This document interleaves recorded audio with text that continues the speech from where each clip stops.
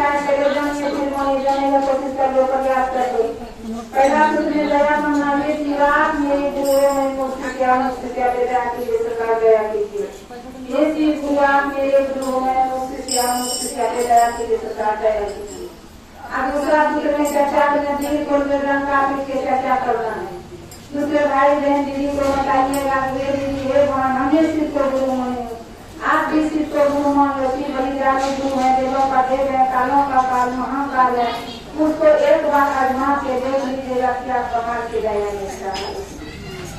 यही विधि है चर्चा करने का। तीसरा नंबर कम से कम 108 बार फुर्सत के टाइम में गुरु का नमः शिवाय नमः शिवाय नमः शिवाय के प्रणाम करने का प्रयास करें। यही 3 काम है जो माता को प्रेम से बोलिए सिंह परिवार हर हर महादेव।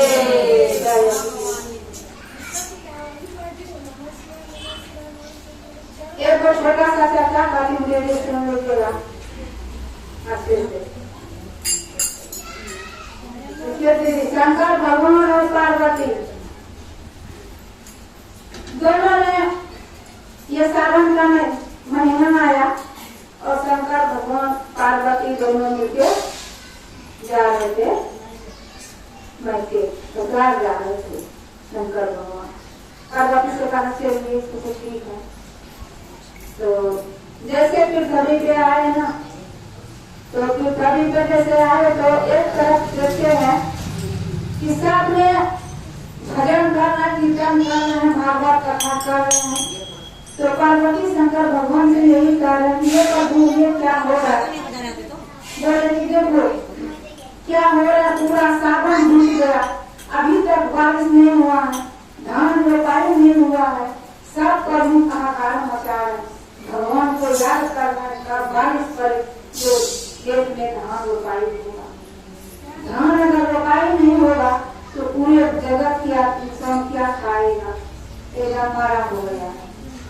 तो कह यही है कभी इसका कल्याण कैसे होगा कभी सबकी उद्धार हो जाएगा कभी सबकी उद्धार होगा।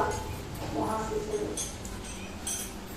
उसके उद्धार किया जैसे उसने उद्धार किया तो बारिश हर हर हर हर बारिश करे। उसके बाद में सब किसान भाई लगे धान रोपाई करने के लिए उस जगह से फिर चलना शुरू किया।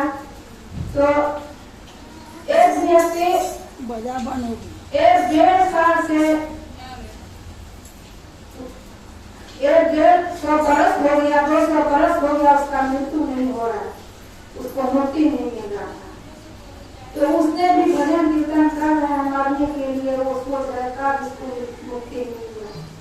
कोई व्यक्ति संसार में जीने के लिए रोता है कोई यहाँ से जाने के लिए रोता है। अब जाने के लिए भजन कीर्तन उसके लिए कर रहा है तो उसको मुक्ति मिल जाए। पार्वती मैया शंकर भगवान से कहते हैं कि देखो प्रभु यहाँ पे क्या हो रहा है करके देखिए पूरे जगत में दुखियारी है यहाँ ये 150-200 बरस हो गया है ये इंसान का मुक्ति नहीं इसको मिल रहा है इसीलिए ये रो रहे हैं और भजन कीर्तन कर रहे हैं कि प्रभु को याद करना का जिसको मुक्ति मिल रहा है। तो प्रभु बोले कि इसका भी कल्याण हो जाएगा। वहां से चले जब वहां से चले वहां से चले तो जाते जाते एक गाय जो है गौ माता बच्चा दे रहा था उसका पैर भी चल रहे हैं और गौ माता छटपट कर रहे हैं लेकिन उसका बच्चा धरती पे नहीं आ रही थी। अब वो किसान भाई और गौ माता अपना मुड़ी पकड़ रहा था धरती पे इकट्ठे हो रहे थे।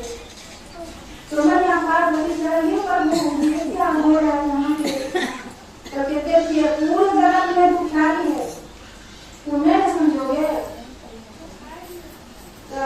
तो इसका क्या होगा इसका भी कल्याण होगा। उसके बाद में उसको बिहार ऐसे किया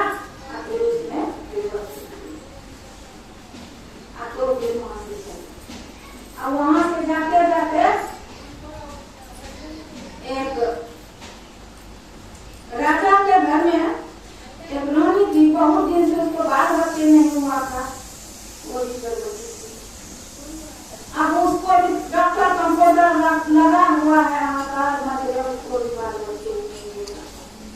से देखे निकल वहाँ पे भी लोग इकट्ठा होगा, कहते हैं क्या कि ये पार्वती मैया कहते हैं हे प्रभु यहाँ पे क्या हो रहा है, इतना इकट्ठा है, कहते तो मेरे समझोगे या बताया ना जो पूरे जगत में दुख है तो हमारे प्रभु आते हैं इस धरती पे और हम लोग को पता नहीं चलता इसका भी कल्याण होगा। उसके बाद में वहां से फिर वो ससुराल पहुंचे। ससुराल पहुंचे तो अंधेरा रात हो गई। रात जब हो गए तो उसके पार्वती की जो माता थी वो खा पी के सो गई। सो गए दोनों गए।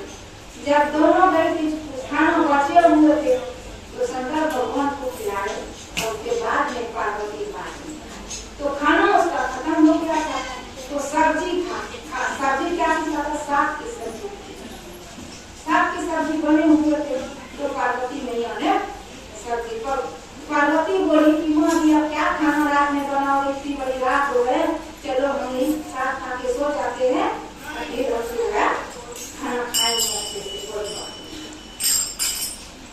पार्वती मैया साग खा के सोए, शंकर भगवान खाना खा के सोए। जब सो गए पार्वती ने शंकर भगवान ने पार्वती से कहा कि खाना खाए, हाँ खा लिया। क्या खाना खाए?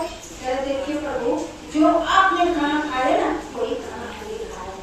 चलो तुमको झूठ बोलती, तो हम सत्य बोल रहे। नारी उसी को खास करते हैं कि जो ससुराल की बात छुपाते हैं और जो नैहर का बात भी छुपा लेता है। जैसे अपने पति से छुपा लिया कि हम अपने मर्जी के बाद पति को कहूंगी आज नहीं कर वो करेगा, तो नारी का यही होनी चाहिए ससुराल की बात नैहर लेनी, नैहर की बात ससुराल लेनी। इसमें झंझट हो रहा है। भगवान के साथ भी यही हुआ। फिर शंकर भगवान तो अंतर्जन्मी था, उसने सब जानते थे लेकिन ना पार्वती को खाना नहीं खाए थे, खाना तो खाए नहीं तो खाना क्या खाएगा, तो कह रहा कि तुम झूठ बोल तो नहीं पर ने खाए नहीं थे क्या खाना खाए।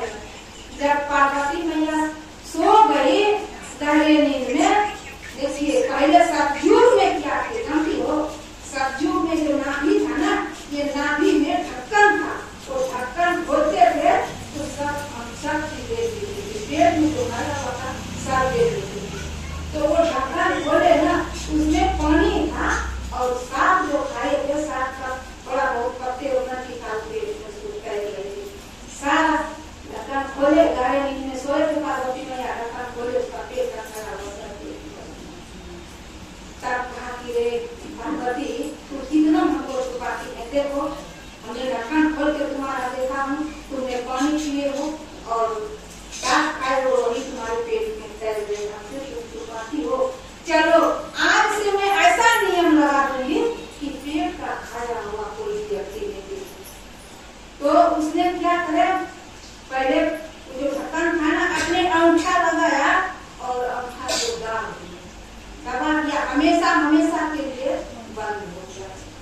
जब देखिए जब गर्भ में जो बच्चे रहते हैं नाक से रहते हैं और जब उसको काटते हैं तो बंद हो जाते होता है ना, तो कह 8 दिन से पेट का खाया कोई व्यक्ति नहीं रह पाएगा, क्या खाकर कोई व्यक्ति आएगा। कहना हुआ कपड़ा हर व्यक्ति को देने में और जो पेट में खाया वो कोई नहीं